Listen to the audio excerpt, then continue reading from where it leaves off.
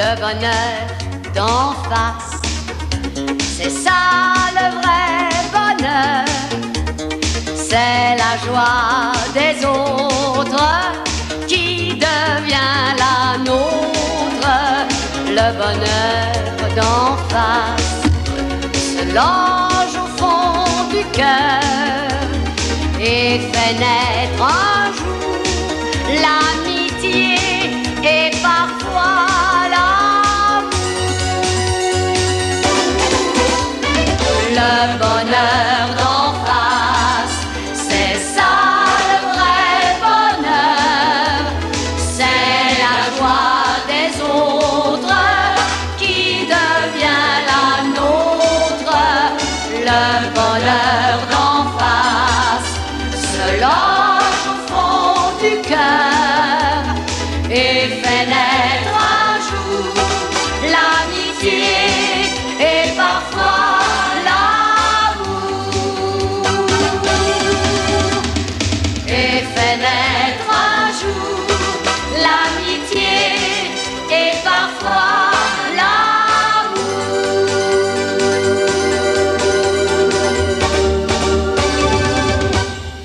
Encore une tasse de thé. C'est du Darjeeling, le cadeau d'un ami, un moine du Népal. Lui le prenait infusé avec des queues de lézard. C'est très bon pour le mental. Il n'y en a pas dans celui-ci. Croyez bien que je le déplore. C'est tellement difficile d'en trouver des frais. Quant aux surgelés, ils sont hors de prix. Du lézard, comme c'est étrange. Enfin, je veux dire, c'est spécial. Vous avez dû en voir toutes ces coutumes étranges au cours de vos voyages. Mon œil est la seule limite du monde, a dit le sage Rama Burnak Segamoda.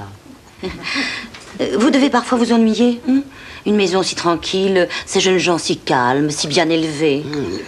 On se résigne, on s'adapte.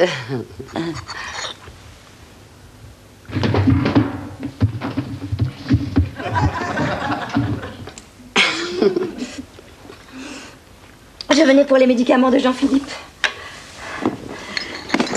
Voyons. Stimulex. Il va pas bien? Macrocéphalon. Il est si malade que ça? Biochlorure de potassium. Huile de foie de morue. Vous croyez qu'il va s'en tirer? Il doit réussir ses examens, vous comprenez. C'est très important pour son père et pour moi. Ne craignez rien, madame. Si Jean-Philippe tombait malade, je possède moi aussi quelques notions élémentaires de médecine. La saignée, les sangsues. Sans oublier des remèdes qui m'ont été transmis par un marabout africain. Les cantharides, vous connaissez? C'est homéopathique. Non, ce sont des grosses mouches séchées et pilées. Ça guérit n'importe quoi. C'est gélule jaune. 2 à chaque repas, contre l'hypertension. Les blanches sont pour les nerfs. 2 toutes les 4 heures. Et n'oubliez pas, une nourriture saine. Il a l'estomac fragile. Avec tout ça, ça ne m'étonne pas. Je dois m'en aller. Je suis désolée. Moi aussi. Qu'est-ce que c'est? Les relations serbo-croates? De l'influence du bridge sur la guerre de 14? Mais ce sont les cours de Jean-Philippe. Il traîne au salon. Oh, de temps en temps, je l'aide à répéter. Vous seriez digne d'être sa mère. Merci pour le thé, c'était délicieux. Et dites à Jean-Philippe, oui, que je suis passée en coup de vent, que je ne voulais pas le déranger. Oh, mais vous ne dérangez jamais, voyons. S'il y a le moindre problème, n'hésitez pas à me faire signe. Ne vous inquiétez pas, il est dans de bonnes mains. J'ai toujours du mal à quitter cette maison. Eh oui, à bientôt. À très bientôt. Qu'il n'oublie pas ses vitamines. Quelle empoisonneuse. Cette femme démoraliserait tout un peloton de gendarmerie. Jean-Philippe, c'est Irène. Je peux entrer? Non, pas maintenant. J'ai tout dit. Ah bon? Bien, je dépose tes cours dans le couloir. Hein. Pour étudier, ce sera plus pratique. À tout à l'heure. Alors, le trou. Où est le trou? Alors, un petit coup sec. Et hop. Voilà, ça glisse. Tout est dans le poignet. Irène, un peu de café? Merci, il y a quelque chose qui me reste sur l'estomac. Le déjeuner? Non, Madame Bouille. Tiens, à propos, comment se porte notre moine? Bah, il va finir par tomber malade. C'est dangereux le surmenage. À vrai dire, il m'inquiète. Ça fait plusieurs jours qu'il vit enfermé dans sa chambre. Je me demande si c'est bien pour travailler. Est-ce que les futurs diplomates ont des cours d'éducation sexuelle? Non, mais c'est que quand on passe dans le couloir, on entend des bruits bizarres. Tu as remarqué, toi aussi? Avec des petits cris, très excités en plus. Peut-être qu'il fait de la gymnastique. Suédoise. Tu veux dire? Vous vous souvenez? Les 3 Suédoises, Hein? celles qui allaient en pèlerinage à Waterloo. Eh bien, elles sont sûrement revenues. Elles sont peut-être là-haut en train de l'initier aux vertus de l'amour libre. Et Jean-Philippe deviendrait obsédé sexuel. Trop tard, la place est déjà prise. Écoute, ça peut pas continuer comme ça. Je vais finir sur les genoux, moi. Dans ma chambre, oui. Ah, mais attention, plusieurs heures par jour. Oui, oui. Ah, bah, qu'est-ce que tu veux? Je suis bien obligé de me cacher. Si ma mère l'apprenait, ce serait une catastrophe, tu penses? Bon, bah alors, disons, demain, 3 heures, même endroit. Salut. Salut toi, tu complotes? Non, qu'est-ce que tu vas imaginer là? Pas du tout. C'est un copain. On suit les mêmes cours, alors de temps en temps, on se donne un coup de main. Pour les études, naturellement. Bah oui, tu viens prendre une petite tasse de café avec les autres? Non, excuse-moi, j'ai pas le temps. Ça alors? Ça alors? Bah, Jean-Philippe. Encore? Qu'est-ce qu'il a fait? Il nous cache quelque chose. Il chuchote au téléphone. Il donne de mystérieux rendez-vous. Vous savez ce que je pense? Bah, dis toujours. Il mène une double vie. Docteur Jean-Philippe et Mr. Beaulieu. Je refuse de croire qu'il est tombé dans l'enfer du sexe. L'enfer du sexe. On arrête de rêver, on pense à autre chose. Pauvre Jean-Philippe. Pauvre, rien exagérer. La débauche n'est pas toujours triste. Les plus grands talents sont passés par là. Vous riez là, mais la vérité peut être tout autre. C'est vrai, ça? On n'a jamais vérifié s'il n'avait pas de morsure à la base du cou. N'allons pas jusque-là. Mais peut-être qu'il vit un drame terrible, dont on ne soupçonne même pas l'étendue. Mais je suis sûre que la clé du mystère se trouve dans sa chambre. Toréador, prends garde. Toréador. Un œil noir te regarde. La la la la la la la. Et je chante faux, mais ça n'a pas d'importance. Oui, voilà. Madame n'est pas là. Madame? Voulez-vous lui dire que Raoul Désigny désire lui parler? Je vais le dire à la madame. Madame, il y a un seigneur pour vous. Qui vous voulez espérer un poco aquí? Madame, je vais la chercher.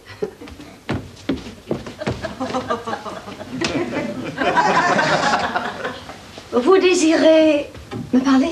Excusez-moi, madame, je ne savais pas, je croyais que... Non, je vous en prie, ça n'est pas grave. Les travaux domestiques, vous savez, ça vous donne une pêche d'enfer, cher monsieur. Permettez-moi de me présenter. Raoul Désigny, vice-président de la Fédération nationale. Enchanté. Administrateur de société. Ravi. Capitaine de réserve. Ébloui. Second mari de Lady Campbellstorm. Anéanti. Ma démarche va peut-être vous paraître un peu délicate. Au contraire, je trouve que vous vous déplacez avec beaucoup de grâce. Belle allure, plutôt sportive. Mais je vous en prie, asseyez-vous. Savez-vous ce qui m'amène? Un taxi? Non. C'est Jean-Philippe. La situation ne peut plus durer. Vous le connaissez? Vous n'avez rien constaté d'anormal chez lui ces temps derniers? Anormal. Mais il est dans la merde, chère madame. C'est le foutoir le plus complet. Excusez-moi si j'emploie des termes un peu crus, mais je suis resté malgré les apparences un homme très simple. J'appelle un chat un chat. J'avais remarqué, oui. Mais Jean-Philippe... C'est un garçon très doué, mais il ne peut pas continuer à faire ça dans sa chambre en cachette. Les Suédoises. Pourquoi il s'entraîne avec des Suédoises? S'entraîner? De mon temps, ça portait un autre nom. Ouais. Maintenant, il faut qu'il fasse ça en plein air, sur le terrain, 4 à 6 heures par jour. Non. Alors là, vous lui en demandez un peu trop. Ah, ça, c'est le strict minimum. N'empêche, passer brutalement d'un extrême à l'autre. Je sais de quoi je parle. Le golf nécessite une discipline de fer. Le golf? Pour servir ce noble sport qui date du XVe siècle, il n'y a pas d'autre solution. Le golf. Dans ma carrière, j'ai vu bien des jeunes gens pleins de promesses, mais Jean-Philippe a l'étoffe d'un champion. Ça alors, j'y aurais jamais pensé. Bon, évidemment, ça ne peut pas lui faire de tort. Mais tout de même, le golf, c'est un sport d'élite. Ah, nom de Dieu, le vieux préjugé bourgeois. Mais madame, le golf, c'est le sport de l'an 2000. Le golf se démocratise. C'est l'instrument idéal pour briser la glace. Pour anéantir les barrières sociales. Tenez, dans mon club, on se marre. On est toute une bande de très chouettes copains qui... Allez pas me croire. Je peux essayer. Il y a même un ouvrier. Vous m'avez convaincu, cher monsieur Désigny. Raoul... Vous permettez que je vous appelle Raoul? C'est vachement plus décontracté. Mais comment non, Madame Beaulieu? Madame Beaulieu? Jean-Philippe était convaincu que vous n'accepteriez pas ce projet. Moi, j'étais certain que vous comprendriez. Jean-Philippe va voler de victoire en victoire. Il portera les couleurs de notre pays sur tous les terrains du monde. Il sera riche, célèbre, admiré. Vous serez fiers de lui. Et lui, il sera fier de vous. Sa mère, qui aura su s'effacer pour lui permettre de voler vers son destin. Désolé, Raoul, là, vous vous êtes planté. Je ne suis pas sa mère. Comment vous n'êtes pas ça? Non, seulement sa logeuse. Mais aussi, j'ose le dire, une véritable amie.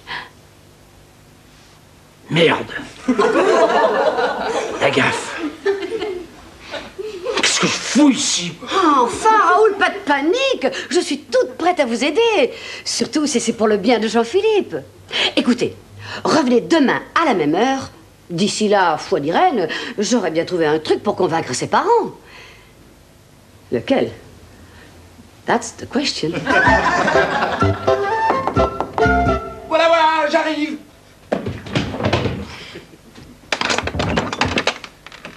Oh, c'est toi, Irène. Viens, entre. Je faisais justement un petit peu de rangement. Bonne idée. Un peu d'exercice, ça te change de tes bouquins. Ben oui. C'est vrai que t'es tout pâle. Tu n'irais pas t'aérer un peu? Faire un peu de sport? Un peu de sport? Oh, tu sais, moi, à part les mots croisés, j'ai pas le temps. Hein. Trop de matière. Grise. Comme l'avenir que tu te prépares.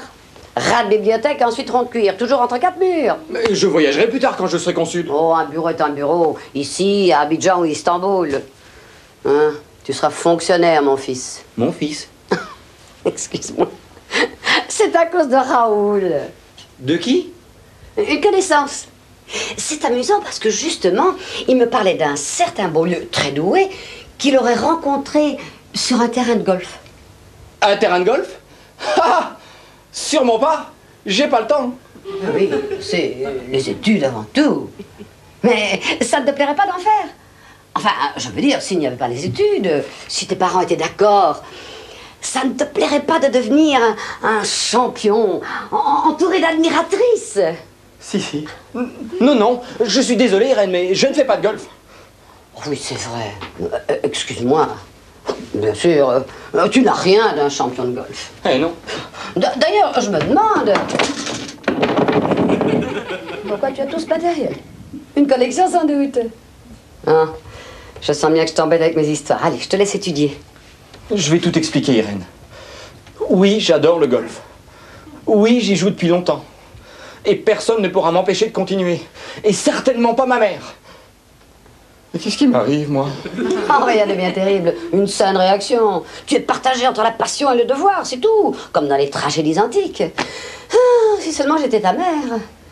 Raoul Désigny le regrettait justement, pas plus tard que... Raoul Désigny? Tu le connais? C'est devenu un vrai pote. Écoute, si tu es d'accord, nous allons nous occuper de ton problème. Pour faire du golf, mon métier? Mais oui, il nous suffira de convoquer tes parents et de leur présenter la situation avec un peu de diplomatie. Oh, je suis sûre que ta maman comprendra. Tu crois? Affirmatif. Ça commence bien.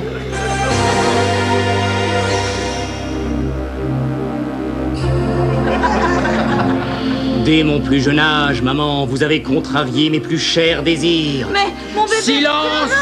Pour une fois, vous m'écouterez jusqu'au bout. Mon enfance a été un bagne. Je devais rester enfermé pour préparer mon avenir, tandis que les autres dehors jouent à cache-cache ou à saute-mouton. Il n'y a plus de bébé, maman. Je suis sain de corps et d'esprit et je ne serai jamais diplomate. Je veux devenir un grand joueur de golf. Avec mon caddie chargé de trophées, je ferai le tour du monde. Vous attendrez mes cartes postales, vous me regarderez à la télévision. Vous serez enfin une bonne mère. Alors, reprenez vos médicaments et vos chaussettes à étiquette et laissez-moi vivre ma vie, maman. Laissez-moi vivre ma vie, maman, hein? Allons, réveille-toi. Oh, Irène, j'ai dû m'assoupir. J'ai fait un rêve bizarre, ça m'a épuisé. Oui, ben, c'est pas le moment de rêver, hein. Tes parents vont arriver. Non, je dois étudier. Ah non, le plan. On doit appliquer le plan que nous avons mis au point. Mais ça marchera jamais, ça va être une catastrophe. Tu veux dire adieu à tout ça? Bon, alors, courage. À la guerre, comme à la guerre. Je ne pourrai jamais. Mais non, inutile de cacher tout ça. Fini le temps de la honte. Bientôt, tu seras libre. Oui, bien sûr. Allons, de l'audace, encore de l'audace. Et de toi, Irène t'aidera. Tous les accessoires sont prêts? Oui, tout est là. J'ai le trac, Irène. Je voudrais disparaître. Tous les acteurs connaissent ça. C'est normal. Surtout quand on doit jouer le rôle de sa vie. Allez, exécution. Hop. J'espère qu'il n'est rien arrivé à mon bébé. Oh, rassurez-vous, tout va très bien. Il sera là dans peu de temps. Mais installez-vous. Alors, chère madame, pourquoi cette convocation? Vous voulez augmenter la pension? Ah non, pas du tout. Non, il s'agit d'une surprise plutôt agréable. Vous voulez la baisser, alors? Non plus, non. Mais vous boirez bien quelque chose? Si vous avez un jus de fruits. Oh, et moi, une tasse de votre thé si particulier. Oh, tu devrais en goûter, chérie. Madame a un thé d'un moine népalais qui fait infuser son lézard. C'est très spécial. Je me contenterai d'un jus de fruits. Je m'en occupe dans un instant. Mais tout d'abord, c'est l'heure de la surprise. Et pour terminer ce magazine sportif, voici maintenant l'interview en direct d'un de nos jeunes espoirs du golf. Il revient tout juste d'Espagne, de Marbella très exactement, où il vient de triompher au grand tournoi Open. On le dit modeste, bourré de talent et, ce qui ne gâche rien, tout à fait mignon. Elle en fait un peu trop, là. À vous, Bruxelles Nationale. Jean-Philippe. Ça, je le vois, merci. Même s'il est très bronzé. Mais c'est vrai qu'il est atrocement bronzé. Il me couvre quelque chose. Jean-Philippe Beaulieu, vous êtes un homme heureux. C'est votre première victoire dans un grand tournoi? Oui. La fédération m'a fait confiance. J'attendais cette occasion. Depuis combien de temps vous entraînez-vous en cachette? Je veux dire, à l'écart des médias. 4 ans. 4 ans? Et est-ce que l'entraînement d'un golfeur exige de grands sacrifices? Oh oui, surtout en chambre. Enfin, je veux dire qu'il faut trouver un endroit abrité s'il pleut. Évidemment. Et à Marbella, comment était l'ambiance? Formidable. J'ai pu nouer des contacts avec les plus grands joueurs du monde. Ils ne s'attendaient pas à votre victoire? Moi non plus. Je n'avais rien à perdre. C'était là ma force. Des projets, Jean-Philippe Beaulieu, une pub, des fiançailles, un week-end en famille? Continuer à m'entraîner pour que tous ceux qui m'ont fait confiance soient fiers de mes résultats. Merci. Bonne chance. À vous, le studio. Alors, qu'en dites-vous? Ça fait toujours quelque chose d'avoir une gloire de la famille, hein? Ah oui, je comprends. La joie vous suffoque. Un petit remontant? Robert et Frédéric sont partis le chercher à l'aéroport. Ils ne vont plus tarder. Oh, tout le monde est si content pour lui. Vous devez être fiers de votre fils. Le golf est une discipline très noble qui date du XVe siècle. C'est un sport de classe sans lutte de classe. Votre fils est célèbre. En tant que mère, vous devriez exulter. Je ne sais pas, moi. Chanter et danser le long des golfes clairs. Oh, le golf est un sport très sportif. On traverse des rivières, des collines, des bois touffus. Ah, sous le soleil, il fait chaud, mais chaud. On marche toujours. Oh, la soif. Oh.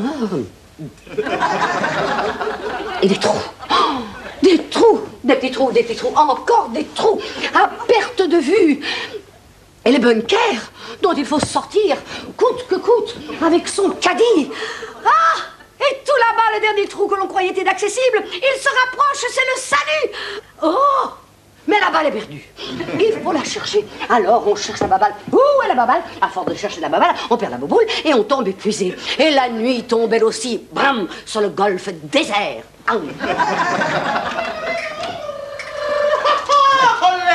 Bienvenue au vainqueur! Regarde Jean-Philippe, quelle bonne surprise! Tes parents sont là! Jean-Philippe, on t'a vu à la télé! Oui, je sais, je ne voulais pas, mais ils ont tellement insisté. Oh, mais c'est merveilleux! Mon fils, un champion! Ça m'a surprise, je l'avoue. Vilain cachotier. Oh, comme tu as dû souffrir. Toutes ces balles dans ces affreux trous, ramper dans les bois, les nuits, dans les bunkers. Embrasse ta maman! Félicitations, mais j'ai du mal à y croire. Vous avez raison, le succès, c'est toujours incroyable. Mais pourquoi tu nous as caché ça? Nous t'avons jamais empêché d'avoir des loisirs. C'est vrai, nous t'avons toujours encouragé à faire du sport, du billard, du croquet, de la pétanque, n'est-ce pas, Lucien? Certainement. Et l'Espagne, ça t'a plu? Oh oui, oui, c'est... Olé! Non, je ne crois pas qu'il ait vraiment eu le temps de jouer aux touristes. Et pourtant, il a rapporté quelques souvenirs très typiques. Ce coucou, par exemple. Il serait pas suisse, par hasard? Un authentique forêt noire. Mais quoi de plus normal, avec tous les touristes allemands qui pullulent en Espagne? Oui, et d'ailleurs, je vous ai ramené à tous quelques babioles. Et ceci est pour vous, maman.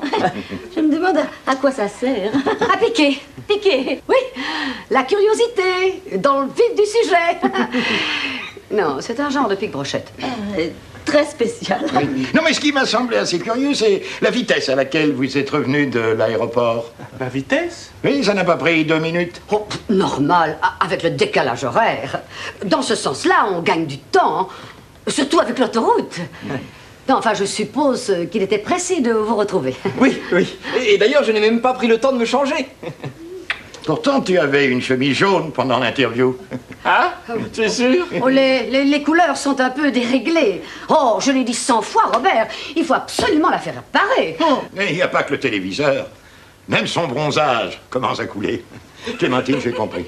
Tout est faux. À commencer par l'Espagne. Oui, truqué tout. L'interview, le tournoi, la speakerine. Tout cela n'est qu'une vulgaire mascarade. Ah non, pas la speakerine. Et alors, ils nous ont menti? Ah, ça, il n'y a plus le moindre doute. C'est diabolique. Vous êtes diabolique. Ils sont tous diaboliques. Je me demande qui a eu cette idée. C'est sûrement cette femme, cette aventurière. Mais depuis le premier jour, j'ai vu son manège materner Jean-Philippe, le couver, l'empêcher de s'épanouir, le détourner de ses chères études. Elle voudrait prendre ma place, comme si on pouvait remplacer une mère. Doucement, restons calmes si nous voulons comprendre. Quoi? Qu'est-ce qu'il y a pour comprendre? Oh, Madame Beaulieu, je vous en prie. Ce n'était qu'une farce peut-être un peu poussée et mise en place en pensant à l'avenir de Jean-Philippe. Son avenir. Je peux vous dire qu'il ne sera jamais un joueur de golf. Moi vivante, jamais. Ouh. Bonjour tout le monde, la porte était entrouverte, je suis entré à la bonne franquette. Raoul Désigny. Vice-président de la Fédération internationale de golf, sélectionneur national. Quel heureux hasard. Voici justement les parents de Jean-Philippe. Ah, cher monsieur, chère madame, j'ai une chouette nouvelle pour vous. Vous allez être ravis. Et toi aussi, Jean-Philippe. La fédération vient de choisir votre fils pour l'envoyer tout frais payé faire un séjour de 2 mois sur les meilleurs terrains de golf d'Europe et des États-Unis. Mais c'est extraordinaire. Lucien, encore un diabolique? Oui, tu as raison. Cela me semble cousu de fil blanc, comme le reste d'ailleurs. Mais c'est une chance inouïe. C'est une aubaine. Je n'ai pas sacrifié les plus belles années de ma vie pour que mon fils aille faire joujou avec des petites balles. C'est la chair de ma chair. Je ne tolérerai pas qu'on le manipule. Il faudra d'abord me passer sur le corps. Excusez-moi, madame, mais merde.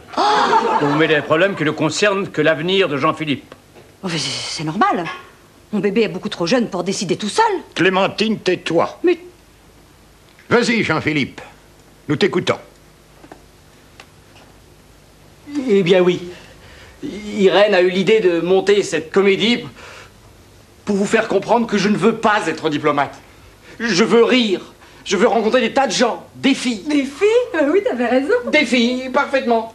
Le golf est mon avenir et je ne veux pas lui tourner le dos. Voilà. Pense dans les gencives, madame. C'est incroyable. Enfin, Lucien, dis quelque chose.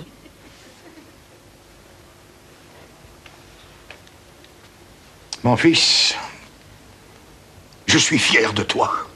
Lucien. Clémentine, je t'en prie. Encore une fois, pour l'amour de Dieu, madame, bouclez-la.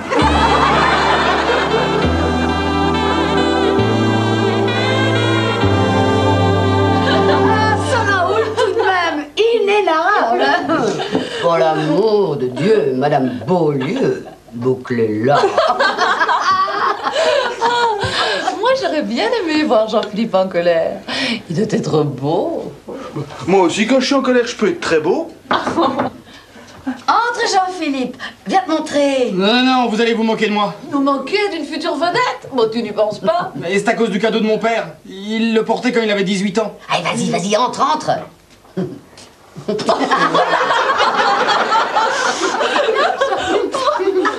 Alors là, on peut dire que tu as une tenue très ad hoc.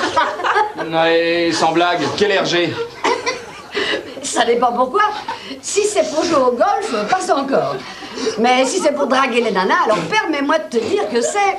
Ta-ta.